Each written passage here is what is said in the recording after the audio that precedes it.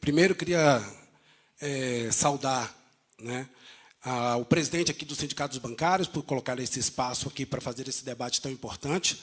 Também quero saudar a coordenação provisória, que pensou nesses debates para estarmos aqui discutindo a necessidade dos trabalhadores de se organizar para lutar, e a companheira Fatorelli, que não descansa de denunciar, e todos os materiais que a equipe dela faz, a gente acaba publicitando, para mostrar que o capitalismo não tem salvação.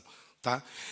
Queria punição para todos os assassinatos e todos que assassinam os povos originários, os povos negros, LGBTs nesse país, porque a luta por emprego é a primeira luta pela vida. Então, antes da gente ter emprego, ter salários, a gente não tem vida, a gente não tem nem oportunidade nesse país. Meu nome é Eldiério, eu faço parte da Federação Sindical e Democrática dos Metalúrgicos de Minas Gerais. Então, eu moro às margens do Rio São Francisco, né, em Minas Gerais, então é uma batalha em defesa do meio ambiente. Não adianta a gente discutir emprego, salário e direito se o planeta está sendo destruído pelo capitalismo. É uma das bandeiras que a gente também coloca nesse momento. E queria dizer para vocês que a gente tem um discurso nas nossas campanhas salariais, quando a gente faz o estudo econômico, dizendo o seguinte: a vida do trabalhador só piora. Só que agora a gente já cansou disso. Porque a cada ano entra governo e sai governo, e a vida do trabalhador não melhora. É pelo contrário.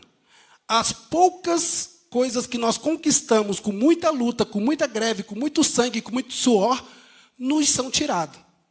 E aí muitos aqui falaram que a gente não pode dar brecha para a extrema-direita. Porque a extrema-direita, ela é o pior do capitalismo.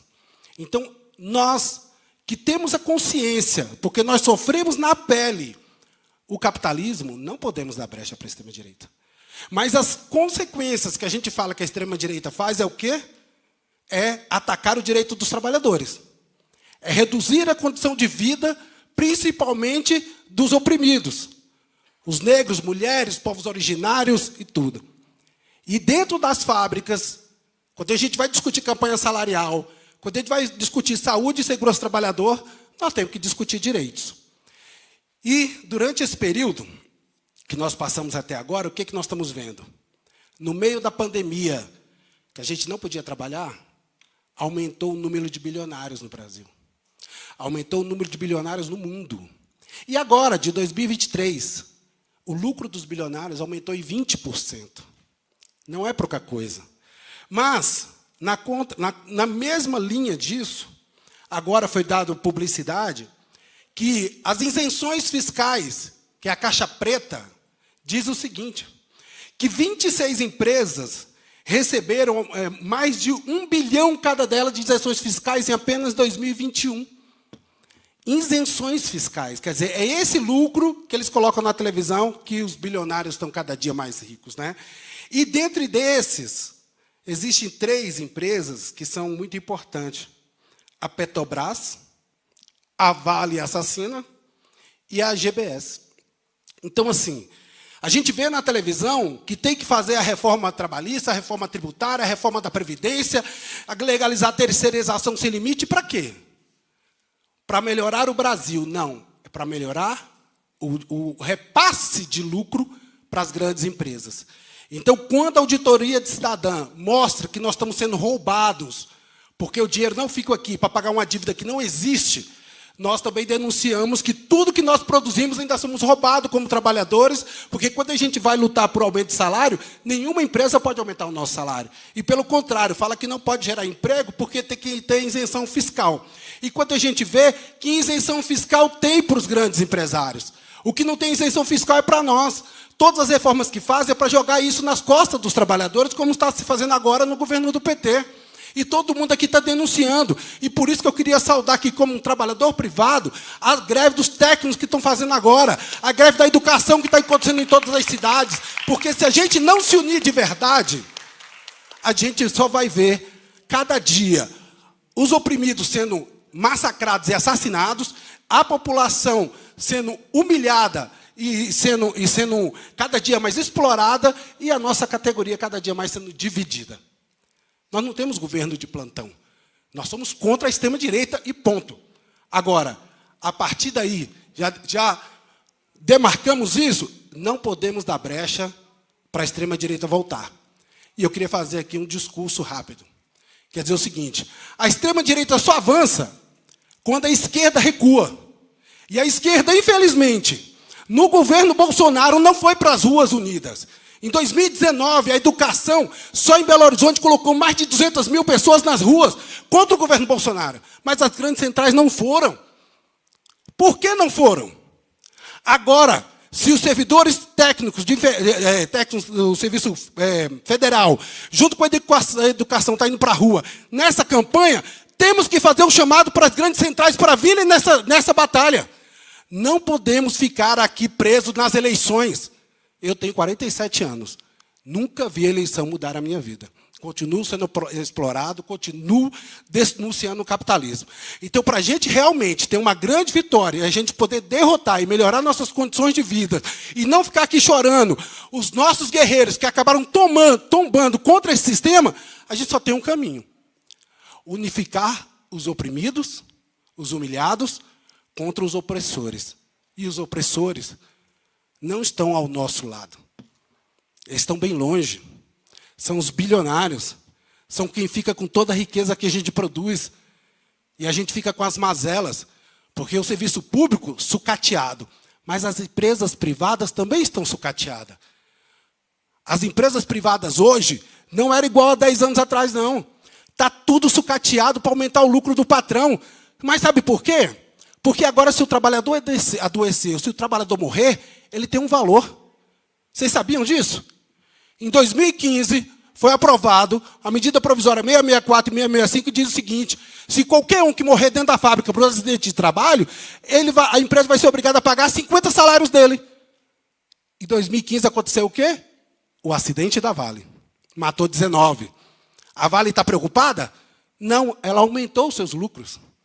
Com o acidente da Vale, lá em Mariana, ela aumentou os seus lucros. Mas ela achou pouco, porque ela sabia que em 2019 ia ter outro acidente. Isso está nas redes sociais e foi gravado pela televisão, que ela disse o seguinte, já existiam as rachaduras.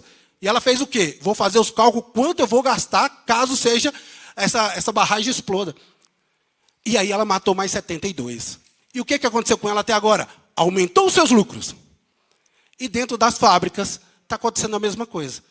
As empresas não estão investindo em renovar seus equipamentos, porque vai ter agora a indústria 4.0. Nessa indústria 4.0 vai desenvolver tecnologicamente, então eles vão querer mudar o sistema de produção, automaticamente, sucateando a fábrica, explorando o trabalhador, quantos mais morrer, melhor, porque o capitalismo é assim. E aí a gente teve a reunião da nossa central da CSP com Lutas. E a VAT, Vida Além do Trabalho, foi levar uma bandeira para nós lá na nossa reunião, dizendo o seguinte, é um absurdo trabalhar 6 por 1, o trabalhador ter apenas um dia de folga.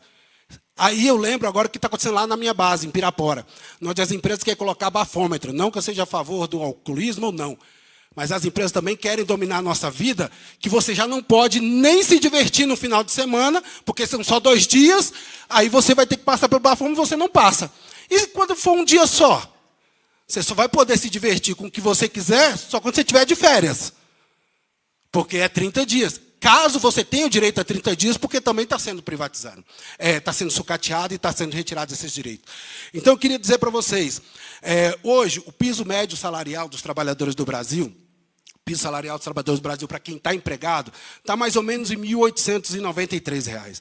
A média dos trabalhadores do Brasil hoje está em R$ 2.979. Só que o DIEESE, que pega a Constituição Federal, fala o seguinte, o salário de um brasileiro para poder seguir a Constituição, seguir a lei, não é para deixar rico, não, 7 mil. Então, mesmo que o governo diga que aumentou em 2%, em 3%, aumentou o salário mínimo de R$19, isso não influenciou na vida dos trabalhadores, mas, pelo contrário, aumentou o lucro das grandes empresas.